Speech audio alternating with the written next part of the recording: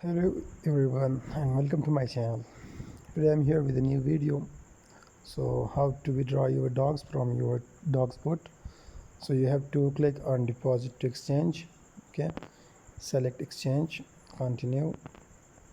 You can select OKX or Bybit. So I'm going to select Bybit, send here. Okay, yes, I have. You need to have KYC in your Bybit account.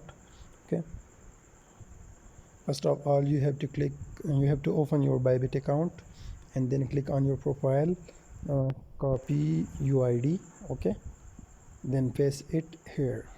Okay, here we need to search dog address, click on asset deposit and deposit crypto, search dogs, select dogs, dogstone, and then copy this address.